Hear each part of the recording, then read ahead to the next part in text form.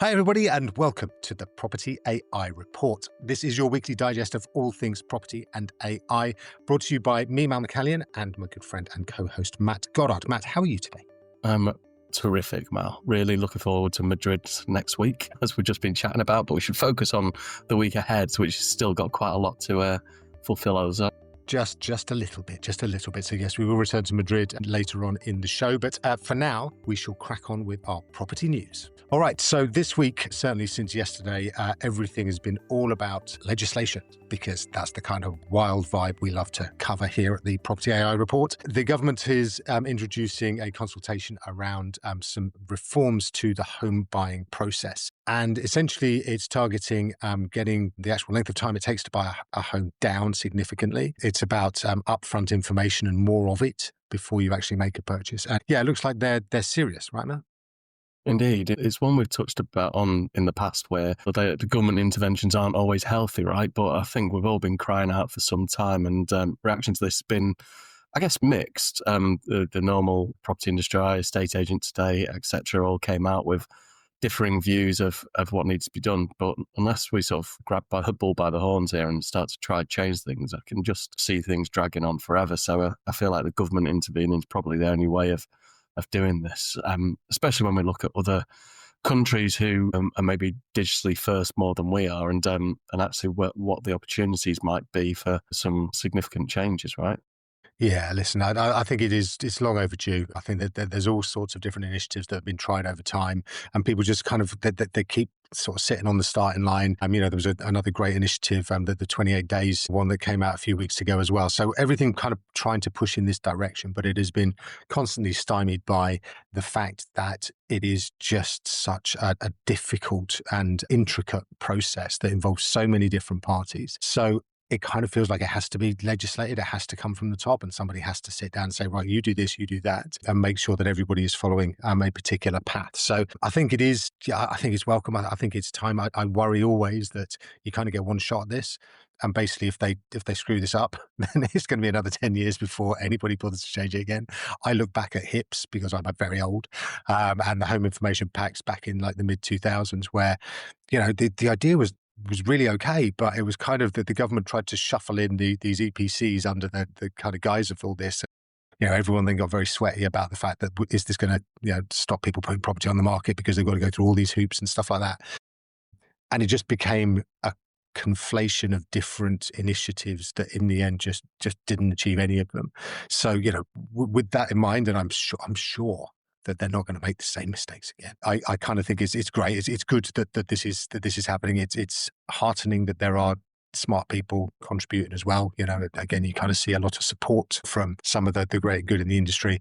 But yeah, there's always that kind of just slight concern that they're going to just over-egg it. And they have to row back on it, and then it's going to end up being something that it's just a dog's dinner of stuff that everyone just goes, no, let's just stay where we are. I'm optimistic, but yeah, there's still a lot to be worked out, right? Yeah, it does feel like they're potentially biting off a lot more than they can chew with this, and especially when you then go into sort of all the working groups, and the working groups, as you use the term conflating, and I think that sort of has that concern around it, doesn't it? Sort of the calls for clarity on liability insurance, the sort of where the cost shifts go, and implementation timescales. With the Renters' Rights Bill, we've seen that for quite some time, and if anything, you could argue that's maybe a little bit simpler than what's trying to be achieved here with so many moving parts. Yeah, and that's been in the long grass for quite some time, and there's no real sign that it's going to come out of it anytime soon. So yeah, look, of course it is hard. Yes, absolutely. Changing something so complex and huge is hard, and yes, there will be subcommittees on top of subcommittees on top of subcommittees. But yeah, hopefully, and that it is hopeful that in the next couple of years something will come out of it that's actually implemented, rather than just an extended talking shop where in the end so many competing interests just kind of neutralize each other, and you end up with just pretty much a big nothing burger, as I believe they call it. A nothing burger indeed. Well, it doesn't seem to be an echo chamber at the moment anyway, because it's not just our industry papers that have done it, but I believe it was hit Radio 2. Jeremy Vine was discussing it. There's a whole raft of mainstream news sources got hold of it as well. So I'm just sort of repeating that call that it's not just us that want to change the way this works. Yeah, and when you say you heard that it was on Radio 2, is that when you were listening to it? I'm more of a Jeremy Vine, honestly. Radio 2 just for the music, right? Right, gotcha. All right. Oh, really good. Good. All right. So that's our first news of our property section. Next up, we just wanted to cover. So I know we dip into the states every once in a while, or reasonably regularly at the moment, because there's so much happening over there, and it's only because there are interesting reflections back across the pond towards us from essentially some litigation that's going on over there. So Zillow is once more being sued, this time by the Federal Trade Commission. So if you thought it was bad enough that their competitors were going after them, now actually it's the kind of the government watchdog that is chasing them down for overselling things, and basically kind of ensuring that because of their market status, because of their brand recognition, that essentially they can force people to take products and services at a higher price, and this includes estate agents or realtors. So it's just interesting because this big old behemoth, which bears striking similarities to our very own and dear Rightmove, is getting absolutely pummeled in the courts by various different bodies because it's being accused of abusing its monopoly position. But I think it's what's interesting, what's most interesting about it is that it has for a long time been able to essentially operate because of its kind of almost Google-esque position in the property market over there with a reasonable amount of impunity. And that seems to be changing because there seems to be a concerted effort by multiple parties to try and change things. What's your take on this, Matt? I was just taken by the link you put in the show notes to the zitigation.com website. It sounded like something from my teenage years. And this is a page where people can basically sign up, a bit like our Gov dots petitions, isn't it, where you can sign up and get behind it. And one of the last parts is the weaponized litigation link. But I think it certainly carry on slugging out in the courts and making it as noisy as possible. I'd just be interested to see where the dust all settles. Yeah, absolutely. So that litigation thing. Mike Del Prete, who's Mike Del Prete, sorry, who's a commentator in the States and internationally on property and technology issues. He's vibe coded this website where basically you can. He's not got a background. So I was interested in the fact that he vibe coded this whole website, which is an amazing website. So if you want to go and have a look at it, it is zitigation.com. Go and have a look. And basically it's like it's a lawsuit generator. So you can just put in whatever you want and it will basically come up with a reason why you can sue Zillow. It's brilliant. But yes, I think it is something that is a bit of a cautionary tale. I think in the end, there's a lot of hubris around, how you can carry on as a market leader, as a dominant, as a monopolistic portal. But then in the end, if you aren't doing things in the right way and for the benefit of everybody, and obviously over here in the UK, we've got Sean Adams of Cooper Adams and his target of Rightmove through the Monopolies and Mergers Commission. The Monopolies Competitions Authority, as it's now called. And it's just interesting where these things wind. There's a lot of, I think, bubbling pressure around agents' wallets and the fact they can't afford, the things they might want to. And I think that's going to be some interesting pressure on there as well. And interestingly as well, just kind of segueing from Zillow to some of our AI news, it came out yesterday that OpenAI is allowing big sites such as Zillow, such as Spotify and others to be linked almost like an app store from OpenAI, so from ChatGPT, and that obviously will be open to everybody. But it's just a kind of another sign that OpenAI, which we will talk about quite a lot in our AI section, is really pushing into this sort of Apple App Store kind of thing, and also sort of Google links and so on and so forth. So it's just going to be really interesting how that plays out. And actually whether, consumers are much more interested in, is OpenAI going to become the front page to the internet, basically, because that seems to be the kind of way that it wants to go. Okay, next up on our property news, we're just going to talk about Purplebricks and their CRM system. Now, Matt, this is very much your area of expertise. And what are they up to? So they've actually, their CRM system now, astonishingly, is actually moving towards quite legacy. So obviously that when they burst onto the scene, it was very much a technology-driven approach. And we talked about it on the pod last week, didn't we? And how there was a forced digitization for a lot of estate agents. And even at the time when I was at Repeat, we launched our digital agent, allowed people to get valuations through the website, basically without speaking to a human in the way that Purplebricks had, and that whole online offering that they came along with. But like anything, if you don't keep it up to date, and as things evolve, you need to look out for something new. And I know Paul Morgan, who's previously been at Aaron for quite a while, has just done a similar thing with their CRM, taking it from Fox Pro and rebuilding it via AI. Dan Rafferty, who I know very well, is a good friend of mine who was at Foxtons in the early years and built out Boss, the business operating system there, having joined from Logica, is now Purplebricks CTO, and he's gone down the route of ditching the CRM that Purplebricks have used for all of this time and gone with an AI-powered no-code system that Right. we've talked about this, and certainly I don't think we've seen it here so much, but over in Dubai, there's a lot of AI CRMs turning up, which look like ChatGPT or Claude with a single prompt box, and that deliver your tasks and your viewings and your diary for the day in that sort of styling. And it's the way that technology evolves, doesn't it? There's at times you do need to ditch what you've relied on for so many years and launch something new, and with the agility that AI brings with it. And just before I sort of pass back to you, and I work with Nurture Cloud out of Australia, and they're doing something very similar where they're basically rewriting their entire product from scratch using AI, so that AI understands it and makes sure that you've got all the context of what you've ever built, and that's from infrastructure right the way through to front end. So seeing Dan at the front of this isn't a surprise, and it does show that there's maybe a little bit of life left in the old dog of Purplebricks, from a technology point of view anyway. Yeah, interesting. No, it is interesting. It's not an area that I'm familiar enough with. But first question is, was the operating system in Foxtons really called Boss? Yes, business operating system. Okay, sorry. Well, Just wanted to one clarify. S, not double Okay. S, like you're from I Liverpool. know that's just a real flex, right there. And yeah, so essentially, what you've got is an AI, kind of almost like an operating system, sitting over the top of a CRM system, which to an extent, and I think this is absolutely the way that much of it's going to go. Right, you are going to have something that either you type into or you talk at, and just say, look, can you give me the last 6 months of valuations that we've been on that have never come to market?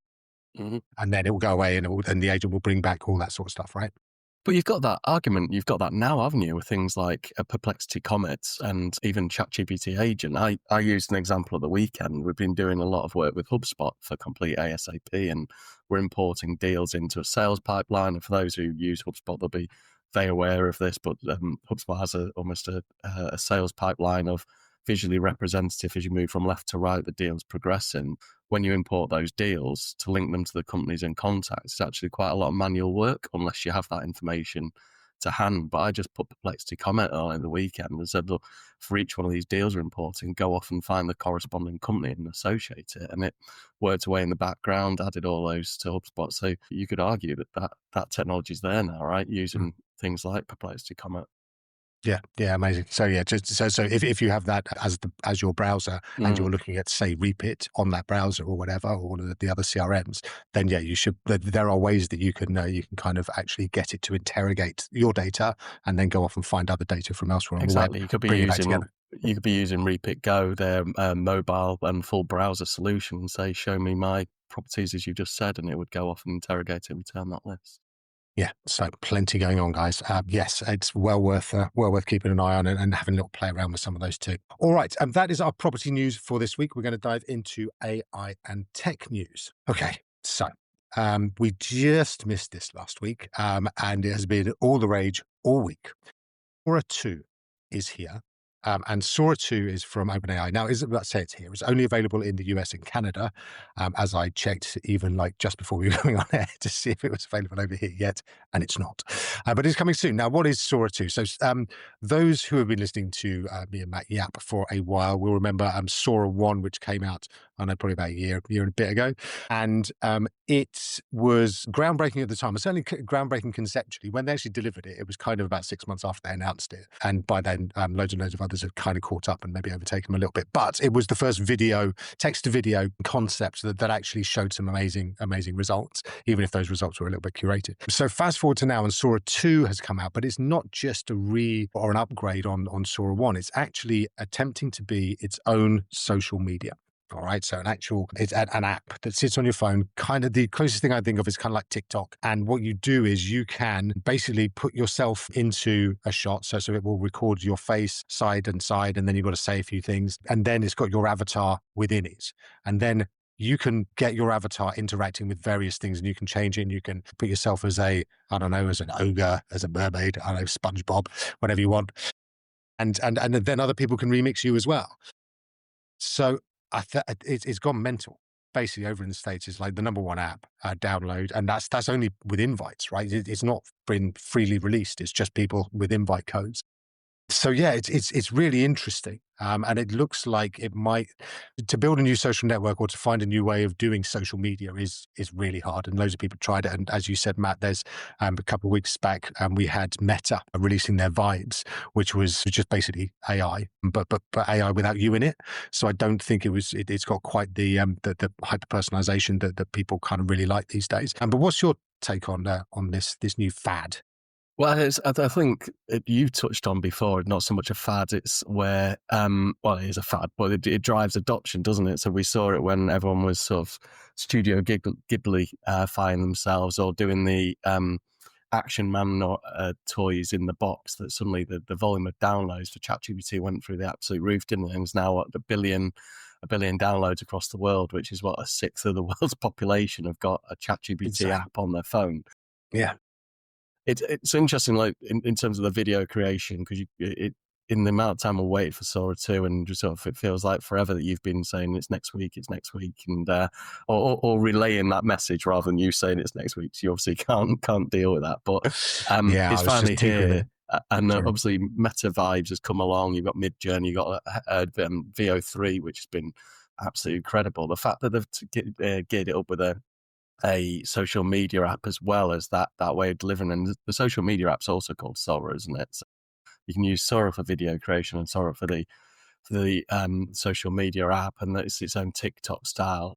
I think, and quite interestingly, we've got in the show notes as well about the OpenAI researchers who haven't necessarily all that happy with the fact that they're working in a company to sort of trying to cure all these medical problems in the world, and yet social media is the thing that's been released. And it's we touched on last week, and I think I said spam with relation to sort of the Pulse product of being able to deliver adverts to you. And I feel like this is another way for Sam Altman to start trying to get some of that ad revenue along, because obviously for every 2 or 3 videos that you look at on this app, there's going to be, I expect there'll be an advert in there that's sort of shouting for your attention as well. But the feature I really love, albeit I've only seen on YouTube videos and in the notes, is the cameo, because I can't wait to see you at top of the cameo list being remixed by all these people into, and I know Ogre and Mermaid and SpongeBob Bob is just 3 of your personal favourites. That's my go-to. Exactly that. That's going to be quite an interesting option, isn't it? And it's, I can't wait to see you what you create with that. And it is an interesting moment because of the decisions that we will all have to make. And being perhaps older and perhaps more sensible, I shouldn't allow my my face and my appearance to be used by other people. Visage is the word, thank you. Because there's a huge risk with that, right? Because privacy and blah blah blah. But I might still do it because it looks like a lot of fun. But these are the kind of questions that are going to keep coming at us. And I think this is what's really interesting about this whole kind of area is, so right now we are going to make a decision, and many people are going to decide not to, whether you want your avatar to be in this kind of playground, almost like a sandpit, where everybody can just play around with it, and you can actually, that they can make you into, I don't know, Iron Man. I keep going back to SpongeBob, Patrick Starfish, I don't know, or whatever, and just keep, and it will just drift, it will go, and you will have no control over it. Apparently, you can see what people are doing with yours. So on your even own in feed, the drafts, you can see, so what people are drafting up to use you for. That's dark, isn't it? Is it really? I can't wait to get hold of your cameo. That sounded threatening, didn't it? It does. That's really, really threatening. But there's things like that. But then there's also this stuff like if you fast forward like 30 years, right, which is potentially in our lifetimes, then what we're all going to have to do is make decisions about, am I going to augment myself? All right. So this is taking it to the next level, which is like, if you'll be able to kind of plug something into your brain, download all your memories and all that sort of stuff. And, or, you might want a robotic arm because you've got arthritis or whatever. These are going to be decisions that are probably going to be ones that we're going to have to make in our lifetimes. So yeah, this feels like it's quite a minor one on that trajectory, but it is really interesting because these are questions that nobody has had to have before. Nobody's had to decide this stuff. And I think it's just going to be fascinating going forward. It makes those, like when a footballer moves teams and or gets into the England squad, and suddenly the tweet from like 10 years ago gets dug up. It makes those almost feel like irrelevant compared to what someone's going to do with your cameo image, and create some interesting situations that pop up in your Sora social media feed in the next 15 years. Yes, I've made a decision. So this is the craziest thing already. I've made a decision that basically the orange t-shirt that I'm wearing right now, I'm only going to wear that when it's actually me, because I'm worried that actually that I'll forget, or I'll like look at stuff and go, I can't remember if that was me or not. So yeah, so whenever you see me in the orange t-shirt, it's definitely me. I But think anything anyone who else is listens to free. this pod, though, Mal, knows that you forget stuff anyway. So did we talk about that That's true. last week? That's so true. Or unless you're Yes, saying mate. that was your avatar? No. I just need to augment my brain pretty quick, is what I'm saying. A couple of years rather than 30. Right. So OpenAI Sora, amazing. It's going to be with us. I'm sure we'll come back to it in the next few weeks when it comes. But yes, one to look out for particularly. I think, yeah, it's gonna change how people communicate, particularly on socials. All right. Next up, some more OpenAI stuff, just so that we kind of tick it through. As you say, Matt, the OpenAI staff are kind of a little bit challenged, almost philosophically, with where the business is going, right?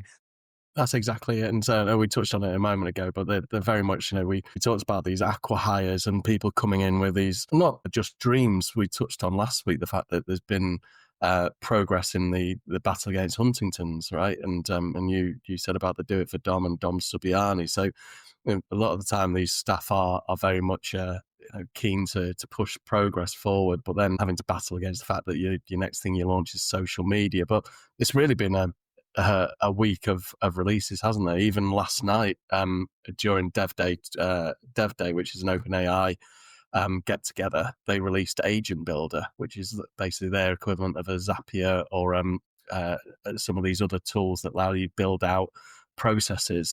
And that's something else that just dropped out of nowhere. And it's at the same time that things like Claude 4.5 drops out as well, right? So it's just every few moments there's something else to sort of take in and realize where the progress is being made. But for these OpenAI researchers, I think they're taking umbrage, but I think they've also got to realize that at some stage OpenAI does need to start making some money, and it's going to be through these ad revenues that they do that.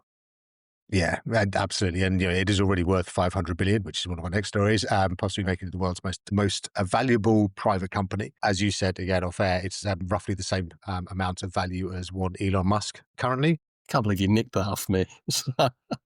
one OpenAI equals one Elon Musk. Yeah, so it is. It's going crazy. Once they put in ad revenues as well, then it's just going to go stratospheric. So yes, I'm sure that the good people who are working for OpenAI, if that is the bit that offends them, then I'm sure that they'll be looking elsewhere. Although where else they can go, where the Anthropic's is pretty much still a sort of pure play sort of lab, isn't it? They're trying very much to be much more on the sort of safety, security, and doing AI for good side of things. Which brings us on to something that you just mentioned. Thanks, mate. Finally, I got a segue. The fact that Anthropic has launched Claude Sonnet 4.7. And this 4.5, this has actually kind of bypassed everybody, because it was released in amongst all of the tsunami of other stuff that are coming in from everywhere. But it's supposed to be amazing. It can do like 30 hours of coding all on its own, without being supervised, which is an incredible thing.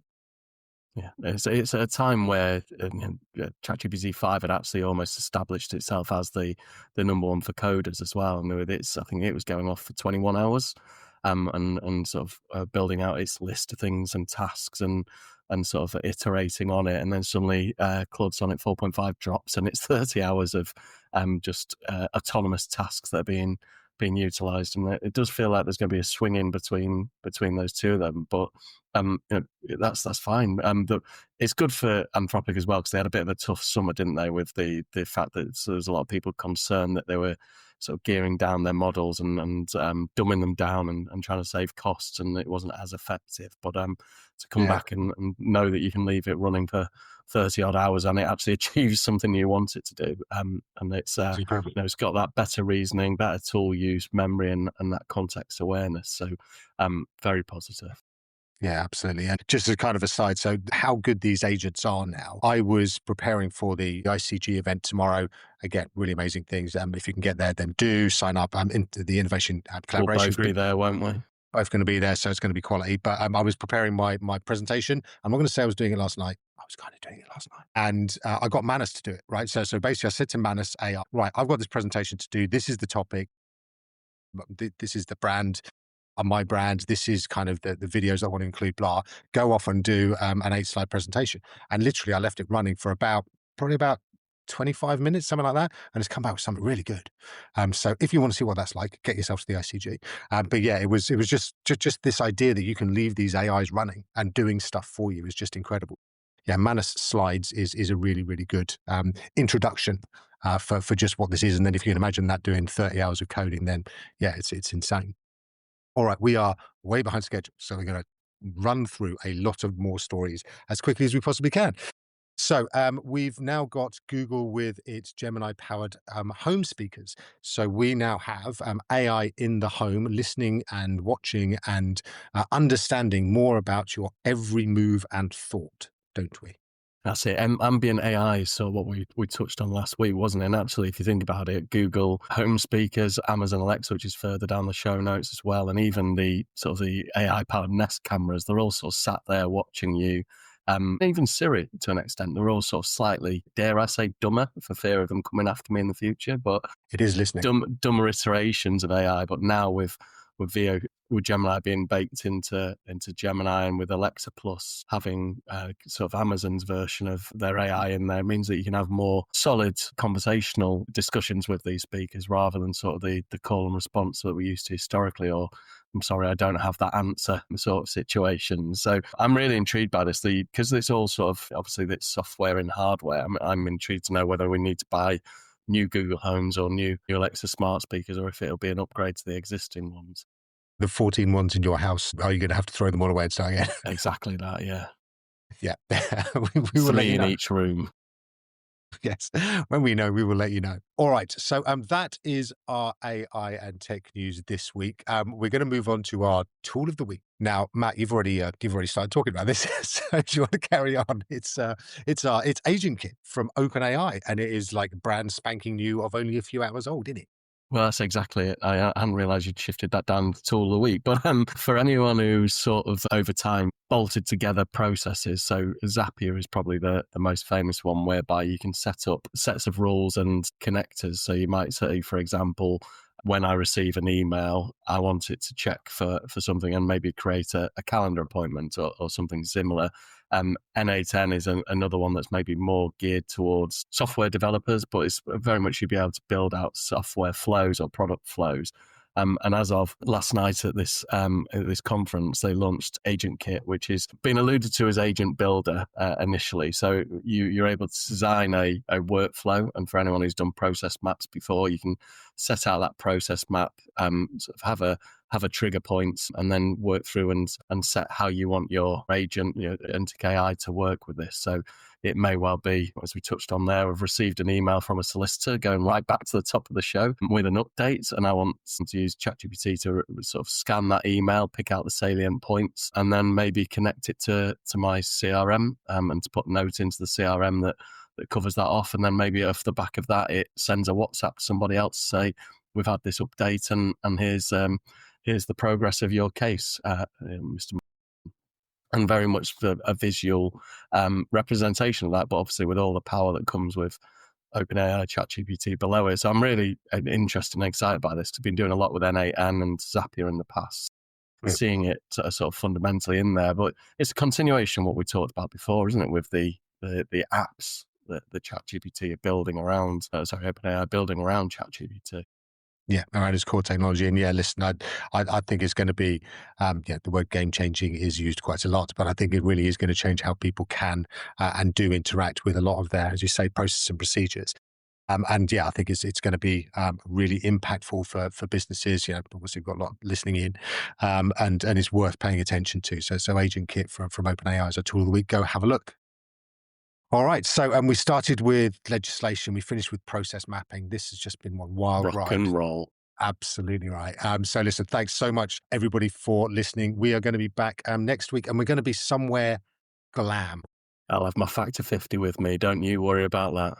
Good lad. Very worried for you. Yeah, we're going to be in Madrid for the Property Portal Watch and PropTech conference, run by online marketplaces. If you don't have a ticket, go get a ticket. I don't think there's very many left. But yes, it's going to be really, really good, really exciting. And yeah, it runs from Wednesday to Friday next week in Madrid. There's also a startup day on the Tuesday. Again, so many really important and good topics to cover and great speakers on there as well. I think all of the major portals from the UK going there. I think that all the ones from across Europe and elsewhere too. So yeah, looking forward to seeing you, Matt, and we will be broadcasting live from the event itself On next Espanol? Tuesday. My language is just terrible. Yes, indeed we will. Also Madrid and yes, Spain.